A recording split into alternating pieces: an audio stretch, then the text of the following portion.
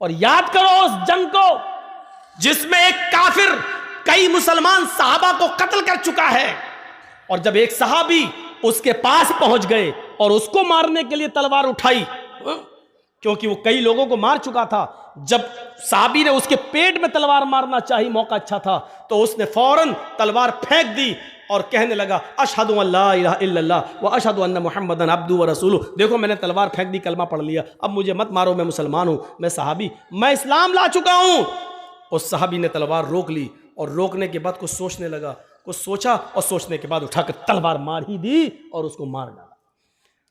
जंग खत्म होने के बाद अल्लाह के नबी सल्लल्लाहु अलैहि वसल्लम के पास आए, कहा अल्लाह के रसूल उसने कई लोगों को मारा, जब मारते मारते हमारे करीब आया और मैंने तलवार उसके ऊपर उठाई तो उसने फौरन कह दिया अशहदु अल्ला इलाहा इल्लल्लाह व अन्ना मुहम्मदन अब्दुहु व रसूलुहु।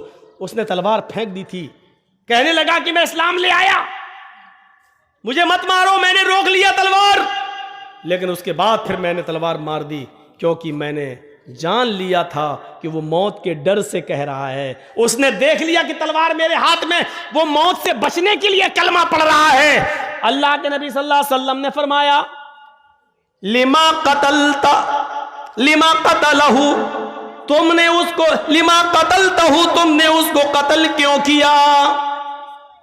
जब उसने कलमा पढ़ लिया था तो तुमने उसको कत्ल क्यों किया?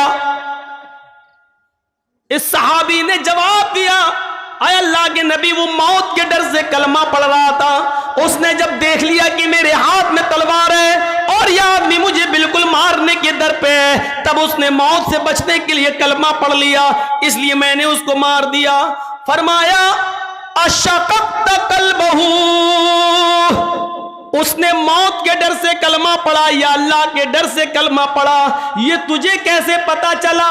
क्या तूने उसके दिल को चीर कर देख लिया था? क्या तू उसके दिल में घुसा हुआ था? तुझे कैसे पता चला कि उसने मौत के डर से पढ़ा है या अल्लाह के डर से? कल कयामत के दिन तू इस कलमे को क्या जवाब देगा? कल कयामत के दिन ये कलमा जब आएगा ला इलाहा इल्लल्लाह मुहम्मदुर रसूलुल्लाह, जब इसकी जबान से ये कलमा निकलते हुए आएगा तो तू इस कलमे को कल क्या जवाब देगा? कयामत के दिन तू इस कलमे को क्या जवाब देगा? इस कलमे की गर्दन का हाथ तेरे गरिबान पर होगा, तू इस कलमे को कल कयामत के दिन क्या जवाब देगा? मेरे भाइयों, इस हदीस से पता चलता है कि किसी भी कलमा गो मुसलमान को मारना, किसी मुसलमान को कत्ल करना कितना बड़ा जुर्म है। उस कयामत के दिन जिस आदमी को कत्ल किया गया है, मकतूल जिसको कत्ल किया गया है, कयामत के दिन अपने कातिल को ढूंढेगा, इधर उधर पूरे मैदाने महशर में ढूंढता फिरेगा। जब कातिल उसको नजर आ जाएगा तो ये उसके सर के बाल पकड़कर उसको खींचते हुए लाएगा और सीधे लाकर अल्लाह रब्बुल आलमीन के सामने लाकर खड़ा कर देगा। अल्लाह पूछेगा मेरे बंदे ये क्या है? वो कहेगा आय अल्लाह, ये मेरा, इसको मैं खींच कर तेरे सरबार में लाया हूं। आए मेरे परवरदिगार, आय अल्लाह सल हाजा लिमा कतलनी, आज तू इससे सवाल करके इसने दुनिया में मुझे क्यों मारा था? आज इससे तू सवाल कर इसने दुनिया में मुझे क्यों कत्ल किया था? आज इससे तू पूछ इसने दुनिया में मुझे क्यों कत्ल किया था? मुझे कत्ल करने के बाद मेरी बीवी को बेवा किया था, मेरे बच्चों को यतीम किया था, इससे पूछ के मेरी बीवी का क्या कसूर था जो तूने उसको बेवा कर दिया? इससे पूछ के मेरे बच्चों का क्या कसूर था कि तूने उसको यतीम कर दिया? इससे पूछ कि मेरी बाप का, मेरी माँ का क्या कसूर था कि तूने उससे उसकी औलाद छीन ली? वो रोते रहे। पूछ इससे, आय अल्लाह ये मेरे सवाल का जवाब नहीं देगा, आज तेरे सवाल का जवाब देगा। सल हाजा लिमा कतलनी, इससे पूछ कि इसने दुनिया में मुझे क्यों मारा था, इसने दुनिया में मुझे क्यों कत्ल किया था। इस हदीस के होते हुए कितना बड़ा दिल और कितना बड़ा कलेजा है कातिलों का, ये सोचकर कि एक दिन उनको भी मरना है, ये सोचकर उनके दिल क्यों नहीं कांप जाते? कैसे नहीं मरेगा तो आदमी ऐसे मरेगा, मरना है। हाँ, यही वो अमल है जिसने तुम्हें जन्नत के करीब कर दिया है, बावुजू रहना। और जब भी वुजू टूटता, और याद रखिएगा वुजू उन्हीं चीजों से टूटता है जिन चीजों को अल्लाह के रसूल ने बयान कर दिया है।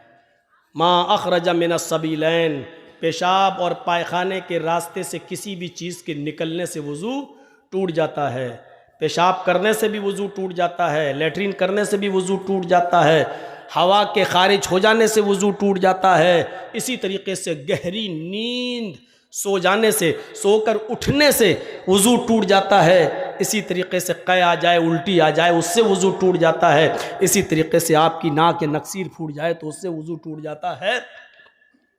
इसके अलावा और चीज़ों से वज़ू नहीं टूटता, अगरचे वो गुनाह ही क्यों ना हो।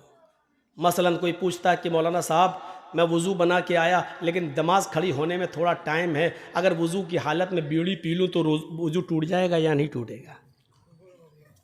तो सुन लो, बीड़ी पीने से वज़ू नहीं टूटता है, सिगरेट पीने से वज़ू नहीं टूटता है, लेकिन बीड़ी और सिगरेट के पीने का गुनाह आपको पड़ेगा।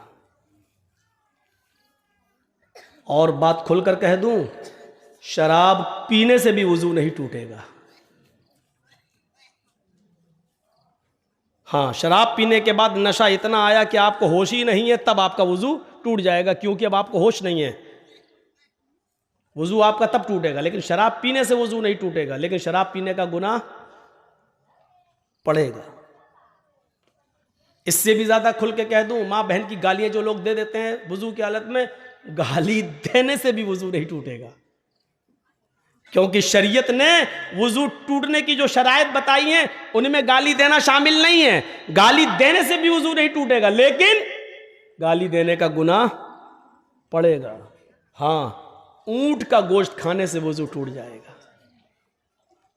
सारी कोई भी चीज़ खाइए, किसी भी चीज़ के खाने से वज़ू नहीं टूटेगा, लेकिन ऊंट का गोश्त खाने से वज़ू टूट जाएगा। यह हदीस है। क्यों टूटेगा मसलियत नहीं मालूम है, लेकिन बाज़ उलमा ने लिखा है, शारहीन हदीस ने लिखा है, चूंकि ऊंट बहुत गर्म होता है और गर्म चीज़ खाने के बाद उसकी गर्मी को ख़त्म करने के लिए पानी की ज़रूरत पड़ती है, इसलिए वज़ू बताया है। लेकिन ये मसलहत ऐसे ही लोगों ने बता दी है, इसकी कोई दलील नहीं है। जहाँ तक मेरा अपना इल्मी नाक़िस इल्म का तकाज़ा है, मैं कह सकता हूँ कि वज़ू के टूटने की शायद ये वजह हो सकती है कि ऊँटों के ऊपर जिन्नात का साया ज़्यादा होता है।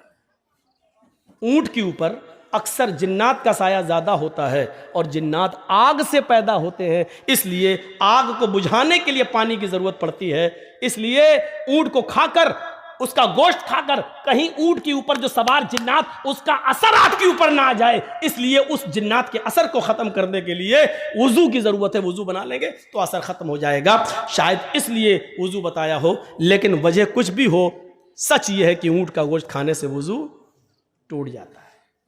हमें वज़ू बनाना है ऊंट का गोश्त खाकर। मसलन हम बावज़ू हैं, किसी ने ऊंट का गोश्त दे दिया, हमने खा लिया, अब हमारा वज़ू नहीं रहा, अब हमें नमाज पढ़ना है तो वज़ू बनाना पड़ेगा। मसलहत कुछ भी हो, हमें यह हुक्म मानना है, क्योंकि जनाब मोहम्मद रसूलुल्लाह सल्लल्लाहु अलैहि वसल्लम ने फरमाया है। तो यह मुर्गी खाइए, बकरी खाइए, गाय खाइए, भैंस खाइए, जितने हलाल जानवर खाइए, बावज़ू है, आपका वज़ू नहीं टूटेगा। लेकिन ऊंट का गोश्त खाएंगे, उसके बाद वज़ू आपका टूट जाएगा। और चीज़ों से वज़ू नहीं टूटेगा। गाली आप दे रहे हैं, नहीं टूटेगा वज़ू, लेकिन हाँ, गाली देने का गुनाह पड़ेगा। अब सवाल ये कि हमने किसी को गाली दी, तेरी माँ का, तेरी, अब गाली देने के बाद वज़ू है ही, अब हम नमाज पढ़ने जाएं? हाँ, जा सकते हो। मौलाना साहब गाली दी तो अब क्या करोगे? गाली दी तो दोबारा वज़ू बनाओगे? गाली देने से वज़ू थोड़ी टूटा, वो तो गुनाह तेरा लिख गया है। बाएं हाथ के कांधे पर जो फरिश्ता है उसने लिख लिया तेरा गुनाह। अब तुम जाओ अल्लाहु अकबर कहो, नमाज पढ़ो, अब उसमें दुआ तो आएगी, औज़ु बिल्लाहि मिनश शैतानिर रजीम बिस्मिल्लाहिर रहमानिर रहीम। भाई सुभानक अल्लाहुम्मा पढ़ोगे तो उसमें पढ़ोगे ना, वला इलाहा गैरुक औज़ु बिल्लाहि मिनश शैतानिर रजीम बिस्मिल्लाहिर रहमानिर रहीम अल्हम्दुलिल्लाहि रब्बिल आलमीन अर्रहमानिर रहीम। अल्लाहुम्मा बाइद पढ़ोगे तब भी अल्लाहुम्मा बाइद बैनी व बैन खताया कमा बाअदत बैनल मशरिक़ि वल मग़रिब अल्लाहुम्मा नक़्क़िनी मिनल खताया कमा युनक़्क़ा थौबुल अब्यज़ु मिनद दन्स। ये पूरी दुआ पढ़ोगे, उसके बाद पढ़ोगे औज़ु बिल्लाहि मिनश शैतानिर रजीम बिस्मिल्लाहिर रहमानिर रहीम। जहां आपने गाली दी, औज़ु बिल्लाहि मिनश शैतानिर रजीम पढ़ने के बाद आपने उस असर को ख़त्म कर दिया, लेकिन गाली देने का गुनाह आपको पड़ेगा। तो मेरे भाइयों, इस बात को याद रखिएगा। मसले हैं ये छोटे छोटे, इनको अपने जहन में रखिएगा। हर हराम चीज़ नापाक नहीं होती है। मसला याद रखिएगा, हर हराम चीज नापाक नहीं होती है। मसलन हम नमाज पढ़ने के लिए जा रहे हैं, अचानक कोई आदमी शराब पी रहा और शराब की बोतल से शराब गिरी और मेरे कपड़ों पे गिर गई। अब शराब हमारे कपड़ों पे लगी हुई है, क्या इस शराब से हमारा कपड़ा नापाक हो जाएगा? क्या हम धोएंगे उसके बाद जाएंगे नमाज पढ़ने के लिए? तो मसला याद रखिए मेरे भाइयों, शराब हराम तो है लेकिन नापाक नहीं है। और नापाक ना हो, सिर्फ हराम है, सिर्फ हराम है, यानी उसको आप पी नहीं सकते, उसका पीना हराम है, लेकिन कपड़े पे अगर आपकी गिर गई है और नमाज की जमात खड़ी है तो आप उसी कपड़े में नमाज पढ़ लीजिए, आपकी नमाज हो जाएगी। इसी तरीके से आपने किसी जानवर को ज़िबा किया, बकरे को या गाय को, और छुरी चलाते वक्त खून की छींटें आपके कपड़े पे आ गई, खून हराम तो है। इन्नमा हर्रमा अलैकुमुल मैतता वद्दम, अल्लाह ने खुद कहा तुम्हारे ऊपर मुर्दार हराम है, तुम्हारे ऊपर खून हराम है, तुम्हारे ऊपर लहमल खिंजीर, सूअर का गोश्त हराम है, हैं? कहा है, सुन लीजिए, खून हराम तो है, आप खून पी नहीं सकते हैं। खून जब आप निकालेंगे तो जम जाएगा, जमा हुआ खून आप चाकू से काट कर आग में भून कर खा नहीं सकते हो। महाराष्ट्र में, कोकण में बहुत से लोग खाते हैं, भैंस काटी, कोई भी कुत्ता काटा, कुछ भी काटा तो खूब ब्लड जो निकला उसको एक प्लेट में जमा किया, उसको जमाया, चाकू से काटा और पनीर की तरह हो जाता है वो, चाकू में लगाया, आग में भूना और खा रहे हैं उसको। तो खून खाना और खून पीना हराम है लेकिन नापाक नहीं है। नापाक की दलील चाहिए, नापाक नहीं है, हर हराम चीज नापाक नहीं होती है। कपड़े पे गिर जाए तो आप नमाज पढ़ सकते हैं, आपकी नमाज हो जाएगी। बहुत सी चीजें पाक होती हैं लेकिन गंदगी में शामिल हैं, गंदगी में शामिल है। नाक, नाक क्या है? कोई आदमी नाक चाट लेगा? नहीं, लेकिन पाक है।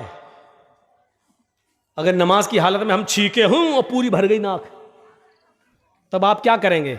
आपके पॉकेट में रुमाल हो, निकालिए, पोंछिए, रुमाल जेब में रख दीजिए, वही रुमाल है, नाक उसमें भर ली है और उसी रुमाल को आपने जेब में भर लिया, आप नमाज पढ़ सकते हैं। रुमाल नहीं है तो आप क्या करेंगे? कुर्ता उठाइए, कुर्ते में पोंछ लीजिए, क्योंकि आपके नाक पे लगी हुई है। क्या करेंगे आप? कुर्ता उठाइए, पोंछ लीजिए और आप उसी में नमाज पढ़ेंगे। तो नाक गंदी तो है लेकिन नापाक नहीं है। थूक, थूक, जमीन पर हमारे मुंह में थूक है, पी गए, खा गए, हर आदमी के साथ ऐसा होता है। अपना थूक आदमी निकल जाता है, कोई बात नहीं, लेकिन अपना ही थूक अगर जमीन पर थूक दे उसके बाद कहो चाटो तो नहीं चाटेगा। हम खांसे बलगम आ गया, अब बलगम क्या करे? रुमाल नहीं है, दामन में पोंछ लिया, नमाज पढ़ रहे हैं। ये गंदा तो है लेकिन नापाक नहीं है। याद रखिए, हर हराम चीज नापाक नहीं होती है। कुत्ता हराम भी है और नापाक भी है। देख रहे हैं, कुत्ता हराम भी है और नापाक भी है। आप कुत्ता काट कर नहीं खा सकते हैं क्योंकि वो हराम है और नापाक भी है। अगर कुत्ता हमारे बर्तन में मुंह डाल दे तो उस बर्तन को 7 मरतबा धुलना पड़ेगा। पहली मरतबा मिट्टी से या आखिरी बार मिट्टी से। अब आजकल मिट्टी नहीं है, साबुन सर्फ वगैरह है, तो उसको एक बार सर्फ से भी धुलना पड़ेगा। 7 बार बर्तन को धुलना है, पहली बार या आखिरी बार सर्फ से या मिट्टी से उसको धुल लीजिए। देखिए, कुत्ता नापाक भी है और हराम भी है, लेकिन बिल्ली हराम है लेकिन नापाक नहीं है। गोश्त दोनों का हराम है, देख रहे हैं आप, ना आप कुत्ता खा सकते हैं ना आप बिल्ली खा सकते हैं। लेकिन एक चीज हराम के साथ साथ नापाक भी है और दूसरी चीज हराम तो है लेकिन नापाक नहीं है। अल्लाह के रसूल ने बिल्ली को काटना और ज़िबा करके उसका गोश्त खाना हराम बताया है, लेकिन जब अल्लाह के नबी वुजू बनाते थे तो बिल्ली आपके पास चली आती थी।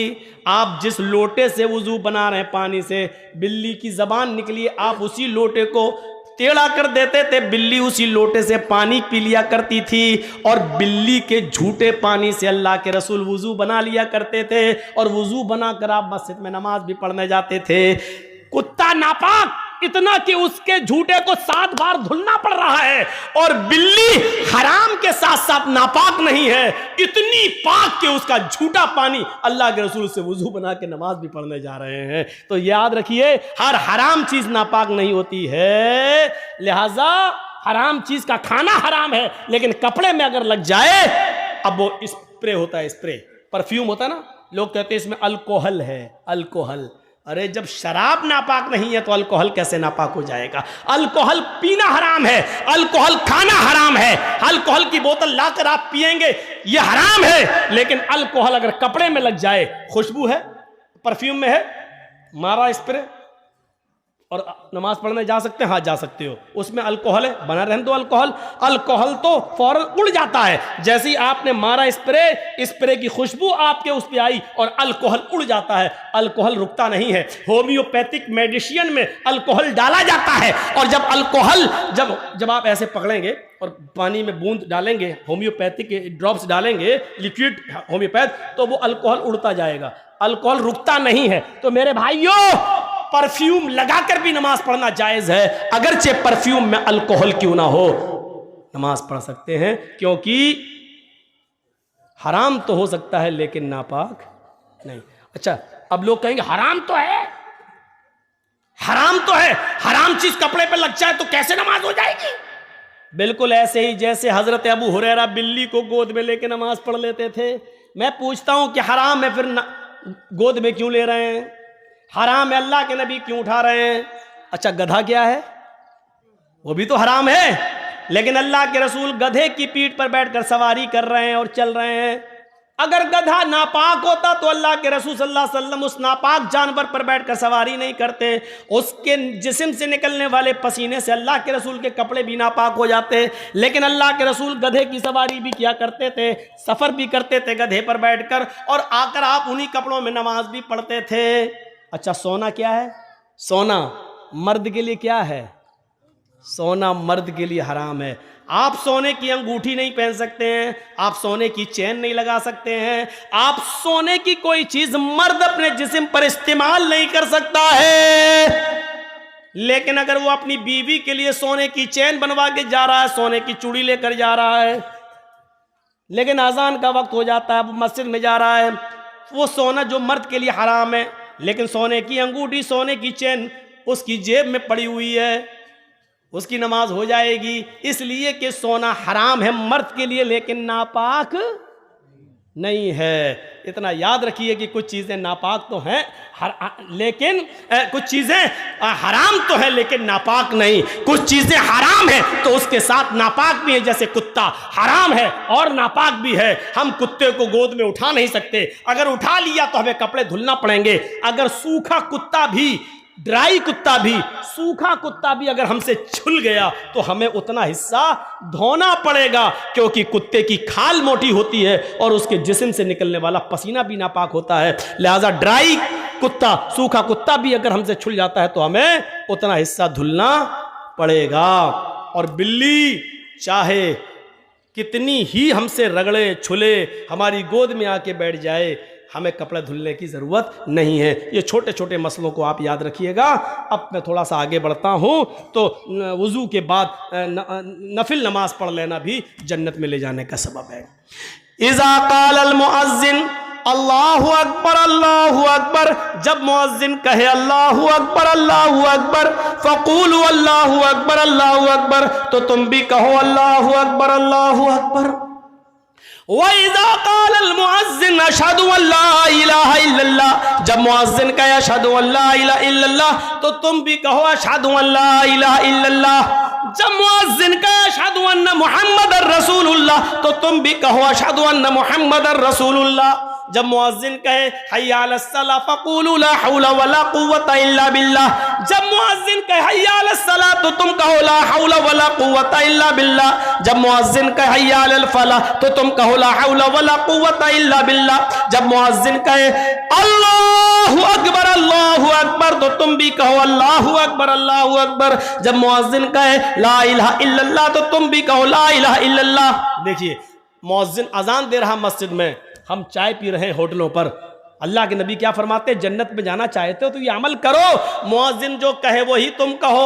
सिर्फ हय्या अलस सलाह और हय्या अलल फलाह पर ला हौला वला कुव्वता इल्ला बिल्लाह पढ़ो, और जब वो आजान दे चुके, जब उसकी आजान खत्म हो जाए तो तुम ये दुआ पढ़ो, अल्लाहुम्मा रब्ब हाज़िहि दावति ताम्मा वस्सलातिल काइमा आति मुहम्मदनिल वसीला वल फजीला वबअसु मकामम महमूदा अल्लज़ी वअदता। जिसने ये दुआ पढ़ ली, मुअज्जिन के आजान देने के बाद जिसने ये दुआ पढ़ी, हुल्लत लहू शिफात यौमल क़यामा, क़यामत के दिन अल्लाह रब्बुल आलमीन की जानिब से इस आदमी के लिए शिफात करना मेरे लिए हलाल हो जाएगा। ये जहन्नम के दरवाजे पर भी खड़ा होगा, मैं इसको जहन्नम के दरवाजे से खींच कर ले आऊंगा। अल्लाह मुझे इस बात की इजाजत देगा कि मैं इसकी शिफात करूं, सिफारिश करूं, और इसको जहन्नम के दरवाजे से भी खींच कर मैं जन्नत में ले जाऊंगा और दाखिल कर दूंगा। यानी इस आदमी के लिए सिफारिश करना मेरे लिए हलाल हो जाएगा। अब आप अंदाजा लगाइए, अजान के कलमात दोहराना है और ये दुआ पढ़ना है, और हमारे लिए अल्लाह के रसूल सिफारिश करने के लिए तैयार हैं। ये जन्नत में जाने का एक रास्ता है। एक सहाबी अल्लाह के नबी के पास आए। अब तो इतनी चीजें हो गई कि हम किसी को खड़ा करके पूछे कि कितनी है तो कोई नहीं बता पाएगा। अब तो हमें भी सोचना पड़ेगा हम कितनी बता चुके हैं। एक सहाबी अल्लाह के नबी के पास आए, कहा दुल्लनी अला अमलिन इज़ा अमिलतुहु दखलतुल जन्नह। एक ऐसा अमल बता दीजिए कि जिसको मैं करूं और करते ही जन्नत में दाखिल हो जाऊं। अल्लाह के रसूल ऐसा अमल बताओ जिसको मैं करूं और जन्नत में दाखिल हो जाऊं। तो अल्लाह के नबी ने उसको क्या फरमाया, ताबुदुल्लाह, एक अल्लाह की इबादत कर, तुकीमस सलातल मफरूज़ा, फर्ज नमाज की, तुकीमस सलातल मकतूबा, फर्ज नमाज की हिफाजत कर, उसको पढ़, वतूतिय ज़कातल मकतूबा, और जो ज़कात तेरे ऊपर लिख दी गई है तू उस ज़कात की अदायगी कर, वतसूम रमज़ान, रमज़ान के पूरे महीने के रोजे रख, तहुज्जल बैत, और हज कर, खाने काबा की ज़ियारत कर, हज कर, तदखुलुल जन्नह, तू जन्नत के अंदर दाखिल हो जाएगा। लीजिए कितना आसान रास्ता बता दिया अल्लाह के नबी सल्लल्लाहु अलैहि वसल्लम ने। ये जन्नत में जाने वाला रास्ता है, और जन्नत में जाने वाले रास्ते अल्लाह के नबी बतला रहे हैं। आइए, ये हमारी माँ बहनें आई हैं, इनको भी जन्नत में जाने का एक रास्ता बता दूं। बैठ जाओ भाई, मत उठो सामने से। एक भी रास्ता निकल गया तो क्या करोगे? सुनिए, बहुत अच्छा, मां बहनें आई हैं, सुन लो। अय्युम अमरातिन इज़ा सल्लत खम्सहा वसामत शहरहा व अहसनत फरजहा व अताअत बालहा फलतदखुल मिन अब्वाबिल जन्नति शात। ये चारों चीजें औरतों के लिए बताई जा रही हैं। जो औरत पांचों वक्त की नमाज पढ़ ले, पाबंदी के साथ पांचों वक्त की नमाज पढ़ती हो, वसामत शहरा, रमजान के पूरे महीने के रोजे रखती हो, वह अहसनत फरजा, अपनी शर्मगाह की हिफाजत करती हो, बेहुदा कपड़े न पहनती हो, कपड़े लूज हो, ढीले ढाले हो, चुस्त न हो, उसके जिस्म का बना और कसावट दिखाई न देती हो, ढीले ढाले कपड़े पहनती हो, वह अताअत बालहा, और अपने शौहर की इताअत व फरमा बरदारी करती हो, अपने शौहर की सेवा में, अपने पति की सेवा में कमी न करती हो। फल तदखुल मिन अब्वाबिल जन्नति शात, जन्नत की जिस दरवाजे से ये दाखिल होना चाहे हो जाए, इसको जन्नत का कोई फरिश्ता किसी भी दरवाजे पर खड़ा हो उसको जन्नत में जाने से नहीं रोक सकता। इस औरत के लिए जन्नत के सारे दरवाजे खुले हुए हैं, जिस दरवाजे से दाखिल होना चाहे चली जाए, इसके लिए जन्नत के सारे दरवाजे खुले हुए हैं। अय्युम अम्रातिन मातत व ज़ौजुहा राज़िन अगर किसी औरत का इंतकाल हो जाए, अगर कोई औरत मर जाए, लेकिन मरते वक्त वह ज़ौजुहान राज़िन, उसका शौहर उससे राजी हो, उसका पति उससे राजी हो, जो औरत इस हाल में मरी हो कि मरते वक्त उसका पति उससे खुश था, मरते वक्त उसका पति उससे राजी था, दखलतिल जन्नह, तो अल्लाह ताला इस औरत को जन्नत के अंदर दाखिल करेगा। इससे पता चलता है कि जिस औरत की मृत्यु हो गई, जिस औरत की मौत हुई और उसका पति उससे राजी नहीं था, तो वो चाहे कितनी नमाजी रही हो, चाहे कितनी रोजेदार रही हो, चाहे कितनी तहज्जुदें पढ़ती रही हो, लेकिन मरते वक्त अगर उसका पति उससे राजी नहीं था, तो ये औरत इतनी नमाजें पढ़ने के बाद, रोजे रखने के बाद और तहज्जुद पढ़ने के बाद भी जन्नत में नहीं जा सकेगी। औरतों की नमाज और रोजा और हज और ज़कात ये डिपेंड करता है शौहर की मर्जी पर, शौहर की खुशी पर, उसके पति की मर्जी पर, पति की खुशी पर। अगर शौहर राजी तो औरत जन्नती, मरते वक्त अगर शौहर नाराज तो औरत जहन्नमी, नहीं जा सकती जन्नत के अंदर। इन चीजों पर हमें गौर करना है। आए अल्लाह के नबी सल्लल्लाहु अलैहि वसल्लम, हमें जन्नत में जाने का रास्ता बताओ, हम जन्नत में जाना चाहते हैं, हम क्या करें? फरमाया अफ़शुस सलाम। उड़ते बैठते चलते फिरते मोहल्ले में, गांव में, शहर में जो मिलता है, जानता हो या ना जानता हो, जानने वाले और अनजान हर आदमी से सलाम करते हुए जाओ, सलाम फैलाओ। सुनो जन्नत में जाने का अमल, अफ़शुस सलाम, सलाम फैलाओ। जा रहे हैं, आदमी है तो मुसलमान, है तो गांव का ही, लेकिन हम जानते नहीं कौन है, फिर भी उसको कहो सलाम वालेकुम। जानते हो उसको भी और ना जानते हो उसको भी, चाहे उससे तुम्हारा तारुफ हो या ना हो, लेकिन अगर तुम्हें इल्म है कि ये मुसलमान है तो उससे सलाम किया जाएगा। किसी काफिर को अस्सलाम वालेकुम नहीं कह सकते हो, किसी गैर मुस्लिम को अस्सलाम वालेकुम नहीं कह सकते हो। आधा वर्ष, हाँ ठीक है, हाँ ठीक ठीक ठीक, बहुत अच्छा, ठीक, कैसे, ठीक है, हाँ भैया कैसे हो, ठीक है, आदाब आदाब आदाब, ये सब सही है, चलेगा, लेकिन अस्सलामु अलैकुम नहीं, क्योंकि काफिर दुआ का मुस्तहिक नहीं। तुम पर अल्लाह की सलामती हो, यह दुआ किसी काफिर को नहीं दी जा सकती। अब सलाम को आम करो, चाहे जानते हो या ना जानते हो, लेकिन होना चाहिए वो मोमिन मुसलमान। अस्सलामु अलैकुम।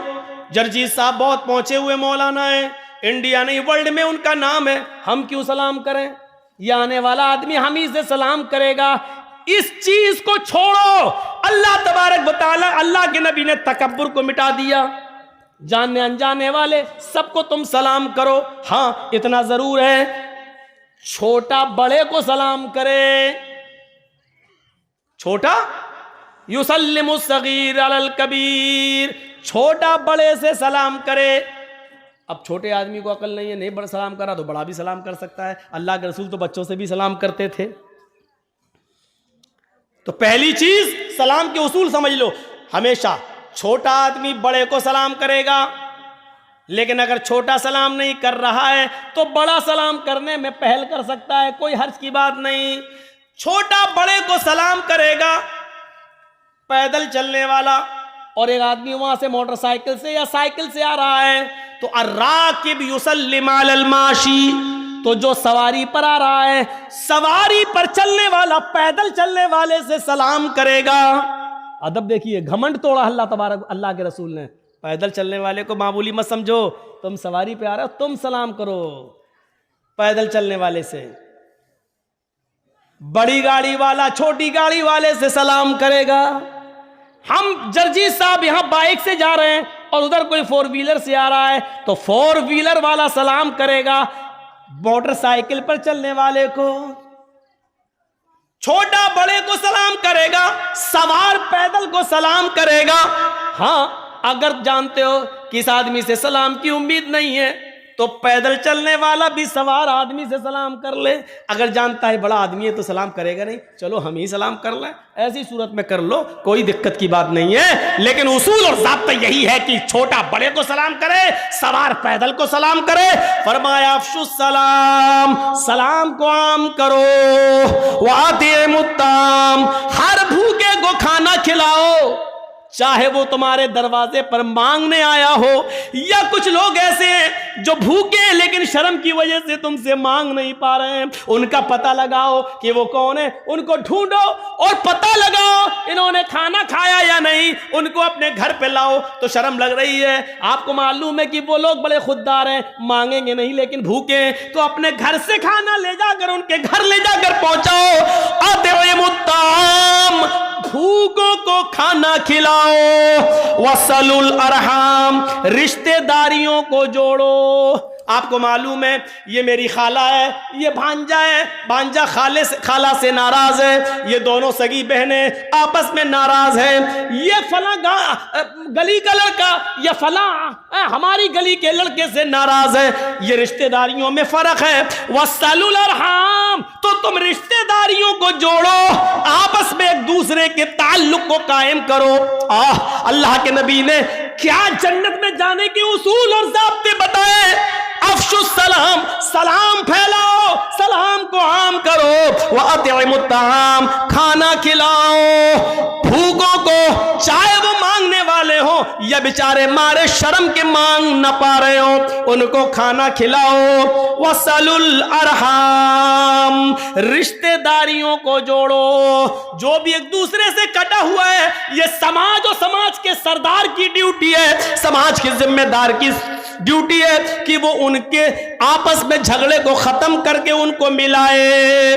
और चौथी चीज बताई, वक़ूमू बिल्लैली वन्नासु नियाम, लोगों जब सारी दुनिया ख्वाब खरगोश में सो रही हो, जब सब खर्राटे लेकर मीठी मीठी नींद के मजे ले रहे हो और सब अपनी सख्त सर्दियों की रातों में अपने मुंह पर कंबल ढांक कर सो रहे हो, ऐसी ठंडी रात में उठकर वुजू बनाकर अपने घर के कोने में मुसल्ला बिछाकर अल्लाह की इबादत करो, क़याम करो, रात को जागो, नमाज पढ़ो, तहज्जुद पढ़ो और कुरान की तिलावत करो। वक़ूमू बिल्लैल, रात के किसी हिस्से में उठो, वन्नासु नियाम, उस वक्त जब लोग सो रहे हो, जब सारी दुनिया नींद के मीठी नींद के मजे ले रही हो, उस वक्त अपने रब को मनाओ, उसके सामने तौबा करो, इस्तिग़फ़ार करो, उठो नमाज पढ़ो, उठो इबादत करो, हाथ उठाओ, तौबा करो, इस्तिग़फ़ार करो, मग़फ़िरत मांगो, अपने आंखों से आंसुओं को गिराओ और रो रो कर अपने रब को मनाओ, रो रो कर अपने रब से तौबा करो। तुम ये चार काम अगर कर लोगे, अफ़शुस सलाम, फिर से सुनो, सलाम फैलाओ, वातिमुत्ताम, भूखे को खाना खिलाओ, रिश्तेदारियों को जोड़ो, और रात के तारीख हिस्से में जब पूरी दुनिया सो रही हो तो अकेले उठो और अल्लाह को याद करो, रो और गिड़गिड़ाओ। रात की तारीकी में कौन उठता है? रात में वही उठेगा जिसको घमंड नहीं होगा, क्योंकि वो जानता है सारी दुनिया सो रही है, उसके अंदर दिखावा नहीं होगा। मौलाना जर्जीस रात की तारीकी में मस्जिद में आके नमाज पढ़ें तो दिखावा हो सकता है कि लोगों को दिखाने जा रहे हैं कि देखो हम रात में तहज्जुद पढ़ते हैं, लेकिन घर के अंदर जब सारे लोग पूरा मोहल्ला सो रहा है, लेकिन घर